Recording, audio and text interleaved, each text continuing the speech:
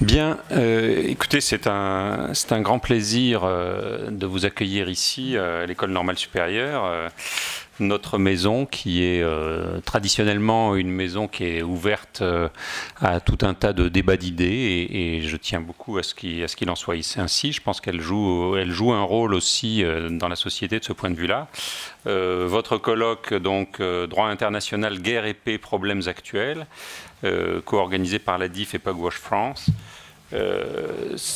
m'a inspiré deux ou trois petites réflexions. D'abord, je voulais vous signaler qu'à l'École normale supérieure, comme vous le savez, nous n'avons pas de faculté de droit ou de département de droit. Néanmoins, c'est une thématique qui est en plein essor. C'est une thématique sur laquelle nous avons recruté maintenant plusieurs enseignants-chercheurs et nous avons une formation qui attire un certain nombre de nos étudiants. Dans la tradition de l'école, ce sont des étudiants qui peut-être vont avoir une autre thématique de recherche, mais qui sentent le besoin à certains moments d'avoir un complément de formation en droit, que ce soit un besoin du point de vue d'ailleurs intellectuel, du point de vue de leur projet de recherche, ou bien aussi, ce qui est important aussi pour certains, pour préparer des concours administratifs. Et nous avons monté depuis quelques années une filière diplomatique, une filière qui joue un rôle assez important et dans laquelle le droit joue aussi un certain rôle. Et je pense que c'est utile à savoir pour vous, vu le thème de ce colloque. Donc, comme je le disais, l'école est très heureuse de vous accueillir. Et cette salle même, la salle du SAN, est une salle où se déroulent un certain nombre de débats publics. Et j'ai noté, comme ça, au hasard de mes souvenirs, quelques conférences, quelques colloques qui ont eu lieu dans cette salle dans les dernières années, qui me semblent avoir une certaine résonance avec celui que vous avez aujourd'hui. En décembre 2012, nous avons accueilli un colloque organisé par la Coalition française pour la Cour pénale internationale, colloque organisé par Simon Foreman et un certain nombre de personnes autour de lui, qui dressait un certain bilan du fonctionnement de la CPI dans ses 10 premières années d'existence.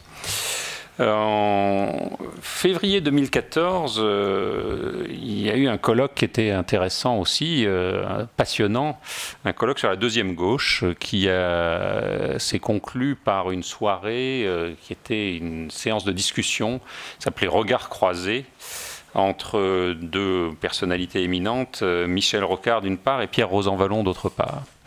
Et je le mentionne particulièrement aujourd'hui parce que lors de cette discussion qui était consacrée à la deuxième gauche, donc il y avait un certain nombre de questions, et puis quelqu'un dans la salle a posé une question sur les armes nucléaires. Et les organisateurs du colloque qui avaient le micro, etc., étaient embêtés par cette question et ont dit on prend une autre question. Voilà. Et donc c'était une question à Michel Rocard. Donc Rocard a répondu très gentiment à l'autre question, etc., et développé son argumentaire pendant un quart d'heure.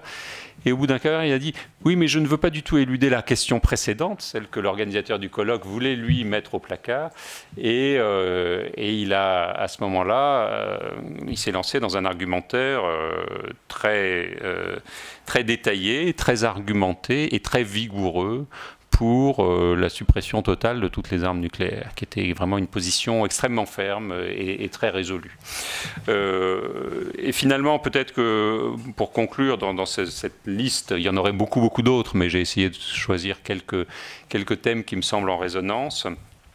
Il y a un an, dans cette salle, nous avons accueilli Robert Badinter dans un colloque organisé par le département de philosophie, Marc Crépon, et notre professeur de droit, Jean-Louis Alperin. C'était un colloque dont le thème était vers l'interdiction absolue de la peine de mort. C'est un colloque qui, évidemment, touché au droit national et au droit international, puisque la thématique principale était la possibilité éventuellement de faire se diffuser la suppression de la peine de mort dans l'ensemble des pays. Et Badinter a fait des interventions évidemment particulièrement pertinente et brillante sur ce sujet. Alors c'est un sujet qui est peut-être un petit peu en marge de votre débat ici, mais c'est mon privilège en tant que directeur de l'école normale d'assister à beaucoup de thématiques et d'essayer justement de créer des situations et de donner des petites indications comme ça pour créer des liens entre les différentes thématiques. Et ce lien-là m'a semblé peut-être intéressant. En tout cas, les mots de Badinter ont eu une certaine résonance pour moi et je voudrais vous citer 3 ou 4 des phrases qu'il a prononcées ce soir-là, il y a un an. Donc je cite Badinter. « Il y a encore un chemin à parcourir que nous rencontrons aujourd'hui dans cette bataille constante contre la peine de mort. Un obstacle, c'est Dieu. Dieu tel que les religions prétendent sur cette terre en être l'expression. Il serait bon de s'interroger sur cette étrange conception qui fait de Dieu un fournisseur ou un garant de la peine de mort. Ce n'est quand même pas l'attribut premier de la divinité. Et cependant, c'est en son nom que l'on maintient et que l'on pratique beaucoup la peine de mort. » Je pense que, de nouveau, je suis un petit peu décalé par rapport à vous, mais c'est volontaire, vous l'avez compris. Ce sont quand même des phrases qui méritent une certaine méditation.